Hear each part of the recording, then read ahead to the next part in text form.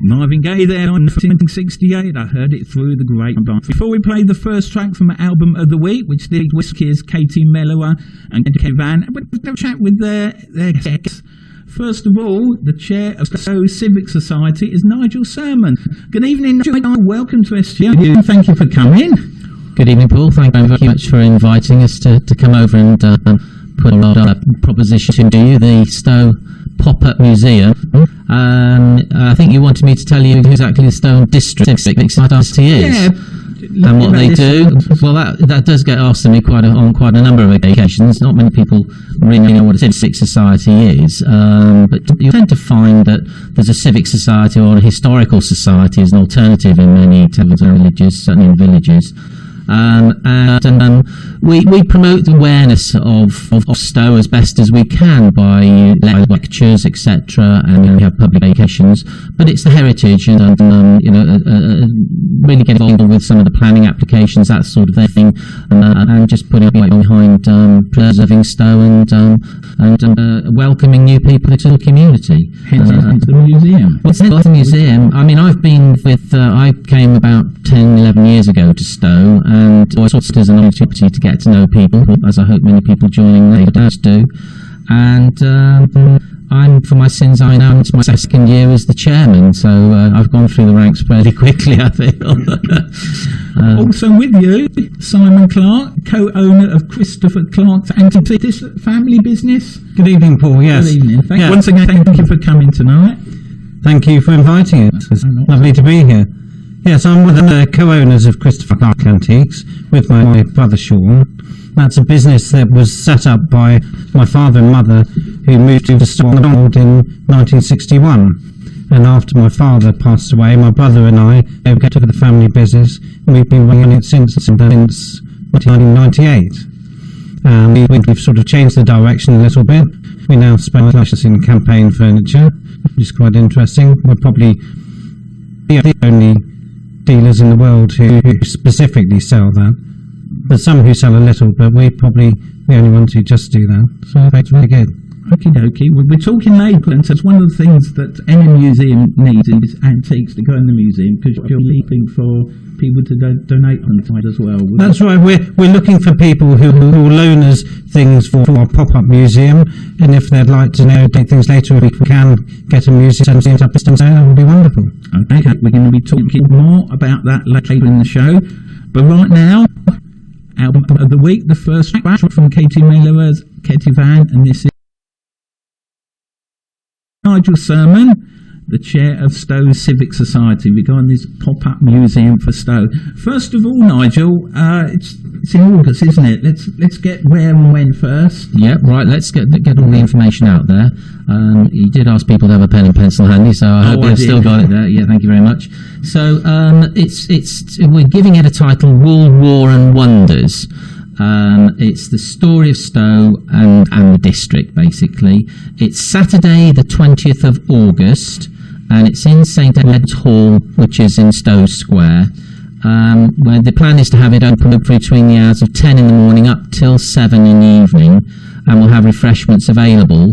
But it is just for the one day only, so it is one day against the pop-up museum. I'll be setting it up the day before. It'll be fully available for people to come and have a look at all the artefacts and hear all the memories and stories, etc. But it is for one day only. I have to stress that. We would very much like to extend it if we could do, but time permitting, that's really the best we can do. If it's popular, maybe it'll happen again. Yeah, because you want to make it into a permanent museum, don't you, eventually? Well, part of the exercise is to really assess the level of interest that we get, and obviously also the number of artefacts that come forward, and we can use that hopefully as evidence for future applications for grants, etc. Because yes, we would very much like to have. I mean, we're here tonight in Chipping Camden. You've got a wonderful Court Bar Museum, haven't you, just around the corner from here, which you should be rightly proud of. One of our Twitter followers as well. Yeah, Bar Museum. We dearly love to have something similar to that in Stow. Stow has a rich heritage and history, revolving in particular around trade, the wool trade most importantly, and an important connection to the English Civil War. The town owns many collections and artefacts dispersed throughout the country, or county, but due to their nature and specific condition requirements, we do not have the ongoing facility to display them. For instance, there's a Royce collection which is actually housed down at the Crinoline Museum, but it's a number of things like arrowheads and finds, etc. But we don't have the right sort of climatically, if you like, conditions and display for that. But the idea for the pop-up museum came from Simon initially, so I'll pass over to Simon. He could maybe give you a little bit more background as to how we came up with the idea. Yeah. Listen, Simon, as you say, you're the co-owner of Christopher Clarke Antiques, so you're an antiques expert tonight. That's right, yes. We thought that Stow Museum, there's lots of other towns in the Cotswolds you can go to and things to do. And Stow did have a museum many years back. I think it closed in the 1930s. And Stow's got such a rich and diverse sort of history. It's something we need to do really so that we can educate the people from Stow and people who come and visit Stow and tell them what Stow's all about.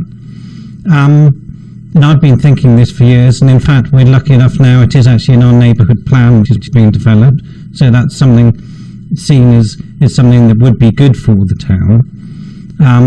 We've spoken to other museums, the Gordon Russell Museum in Broadway, the local Heritage Museum in Newent, the Tolstoy in Burford, all nice good little museums, and seeing how they work, and that's our ambition for Stow on the Wold.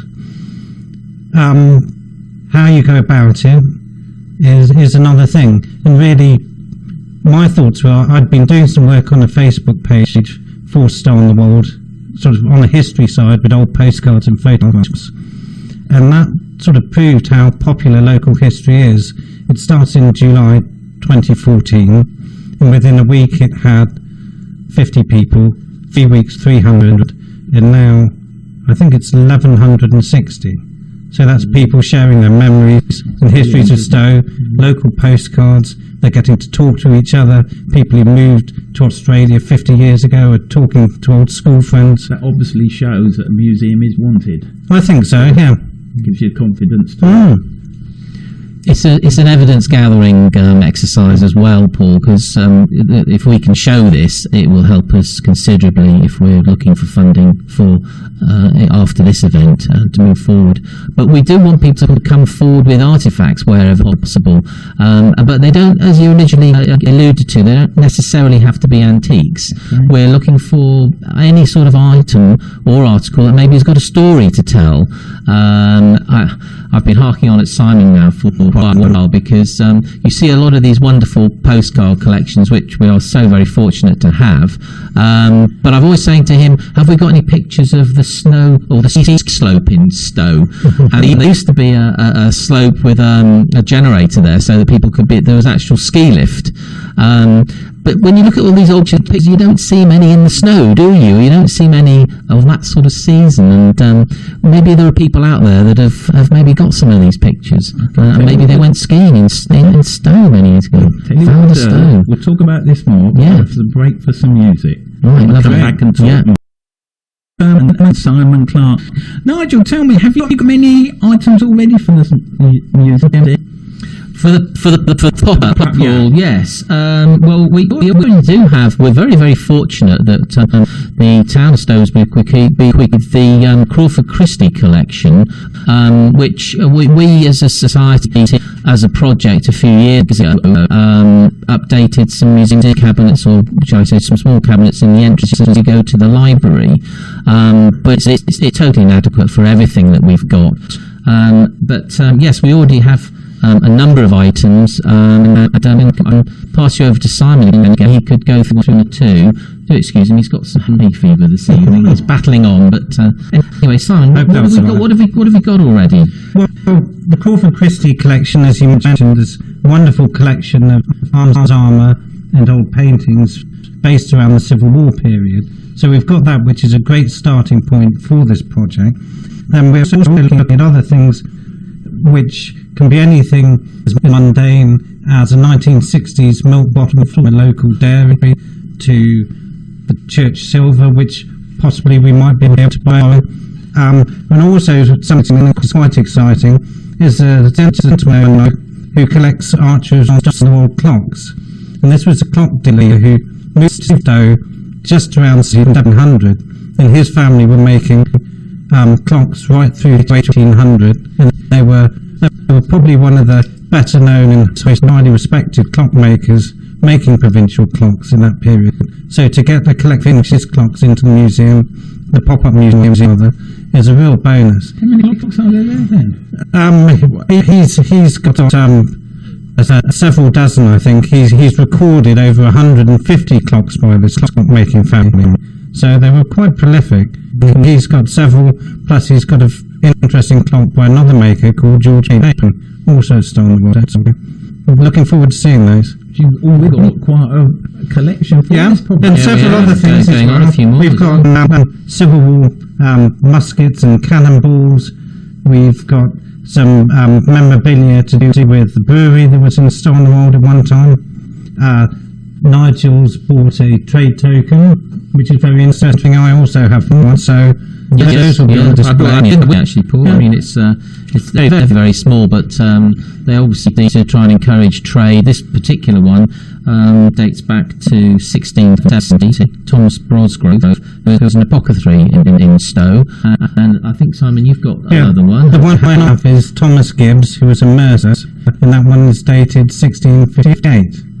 And I think there's about 5 known trade tokens from the people who were working in Stow, so hopefully we'll make up that set. And possibly any listeners might have one. I'd love to see it if they do, and we could record the details of it. Can I just stress, we're not asking people to donate anything. We're asking, right, because we want to catalogue, but of course we don't want to take all of these things from people. We'd just like to know that maybe we could call on them to borrow them for the museum, and possibly in a future date, just to be able to show them. A lot of people in Stow have not seen this sort of information. They've got it all in one place for many years, and of course I think it will be a great way of bringing the community together. Absolutely, yeah. We'll be talking more, but I think we're playing some music now. This is England Dad and John Ford Coley there. Nigel, tell me. Still funding. It's going to cost a couple of bob to do all this. Well, it is, Paul. Yes, and we've got the hire of the hall, but of course we're going to have a number of items there. We've got insurance costs. We've got hire of a van for travelling and picking up some of the artefacts, etc. And yes, it will cost. But the Stow Civic Society feel it's a much needed event, helping both old and new residents connect to the town's heritage and past. So it falls fair and square within the Society's objectives to raise awareness. The highest proportion of the event will be funded by the Society. We hope to get some additional funding. Unfortunately, we failed at our first hurdle with a grant application, but nevertheless we're moving on, and we are hoping that some residents and traders will eventually help to this end, but we have had already some local traders come forward and pledged help with display cabinets and the like and that sort of thing. So we're hopeful. If the event proves a success, we will need to look to local benefactors, possibly, and or national bodies for grants. So to this end, we're going to be extensively recording the response that we do get from locals and visitors alike, and also to catalogue as many artefacts as possible, because we can use this in evidence when we next apply for grants, and probably on a sort of a national sort of scale. Especially if you get but a lot of the grants we found don't tend to look at just one-off events. They are looking for something with longevity. So that's something we're going to be needing to look at. You might have a better chance of getting grants when you go for the permanent museum. But that's what we're hoping for. Yes, yeah. The whole process of doing the pop-up museum should aid us with that, I would have thought. So it's going to be a good thing to do, and people should realise it is just one day, and it may be the only chance they get to see some of these items that are land. Okay. So if you can make it. Exactly when it is? It is Saturday, August the 20th, St Edward's Hall, which is in Stow Market Square. That's That's not the bank holiday weekend. That's a week before the bank holiday. No, that's right. Yeah. No, be careful. It should be a very busy weekend. Between 10 and 7. Between 10 and 7, so plenty of time, plenty of easy parking there. If you want to come in a bit later, fine. I think Simon might mention about we're particularly proud of the Society archives, actually. We've been building up and having those catalogued over the last few years. We've got a team who've been putting that together, and we've just been very, very fortunate. We've had a large postcard collection bequeathed to us that's been collected over the last 2 generations by our family, and also family of Stow have also got an extensive collection. So we've got a lot of photographs and pictures. We've got a lot of stuff. Well, we have, and we hope you've done well. Shall I carry on with Simon? Because what we want to do is we want to invoke a sort of audio memory project this year, and it will fit in very nicely with the museum, so we can get as many people to record their memories as possible. And these wonderful pictures, I must mention that Simon, through his Facebook and Twitter, has identified and managed to acquire quite an extensive collection, and he's very kindly allowed the Society to have access to them. Even on our website, we've got a nice rolling display of some of Simon's pictures on there. Do go to the Society website. You'll be amazed. We have got a lot of information in there. It's stowcivicsociety.co.uk. stowcivicsociety.co.uk. There's a lot of information on there. Simon, the postcards are well worth having a look at. What I've tried to do, I'm in the process of digitalising. I think it will be certainly over 2,000 when I've finished. But all these postcards, some of the earliest go into the end of the 19th century. What I've managed to do is find a program where it can run like a video, so it pans in and out and zooms in. So it's actually just like looking at a video of Stow on the Wold in the early 1900s. You've cleverly done it so you can actually, as you see those pictures, you're walking around Stow, aren't you? You've got them in that sort of an order. We've got that many cards that I think we must cover just about every house in Stow. So it is just like a journey around Stow as it would have been almost 100 years ago. That's going to be brilliant. No, it's very good. Brilliant. Hope to see you there. I think actually it's the weekend I come back off holiday, to be honest with you. I'm pretty sure it is. We'll be talking more, but right now, a track that should have been all because of Joe Dolce and Shut Up Your Face. That got to number 1. Absolutely unbelievable. Nigel, we've got a heck of a lot of stuff for this museum, but you're still looking for more.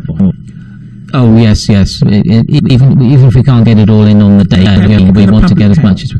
Well, if you could just sort of have a tip of tea and have a think about what the connection you may have or your family may have had with Stow, and it could be maybe going back to medals, anything to do maybe with the wool trade, the war, anything that is that may have a bit of a story about it, and we'd be very, very grateful. And I don't think at this stage any item is too small or too large.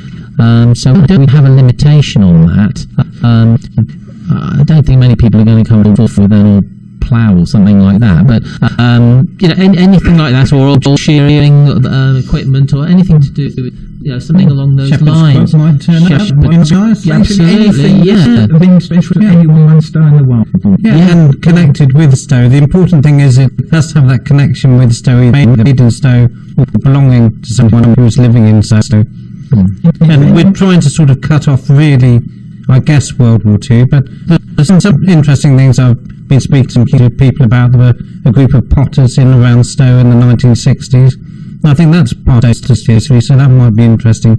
We could get a few of their pieces. So if anyone's listening tonight and they think, I've got a few things that might be interesting, how can they contact you?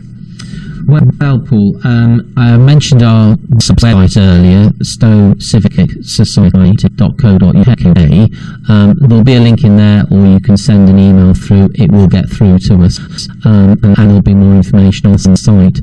But alternatively, you can go directly through to Simon at his shop. That would be great. It's Simon Clarke, Christopher Clarke Antiques, and a contact number there during the day is number 01451 830 476. That's 045 830-476. Leave that phone number with me and I'll read it again later in the That'd be lovely. I think we could leave you with Simon's got a really quite interesting story, and this is the sort of thing that we're looking for. You may have noticed this in the Stow Times. We had an editorial which Karen Fisher very put together for us, and it shows a number of artefacts that we already have, one of which was a wanted poster. So, Simon, take it away with that. It's a very interesting story. Yeah, the wanted poster is very interesting. It's a piece of paper my father actually picked up years ago, and it was to do with a watch being stolen from a man, I think his name was Renz, who was actually murdered, and the watch went missing, and it was a wanted poster to try and find the watch. And eventually they did find out that it was the gentleman who imported this guy, Renz, who'd been attacked and having his watch stolen. It was him who actually did it, and he made the silly mistake of actually taking the watch to a repair in Stow who recognised it. So I think he was actually acquitted at first, and he actually admitted his crime, and he was hung in Gloucester. That dates from 1834, I believe. So interesting bit of like Midsummer Murders, again, isn't it? In Stow, a bit of Stow's darker past. Thank you for your time tonight. Thank you very much. Again, when it is. Why not? Yeah. So it's the Wool, War and Wonders pop-up museum. It's the story of Stow and surrounding district, obviously. It's on Saturday, the 20th of August. And it's in St Edward's Hall, which is the large building right in the middle of the market square there in Stow. And we're going to be open from 10 o'clock in the morning all the way through till 7 in the evening.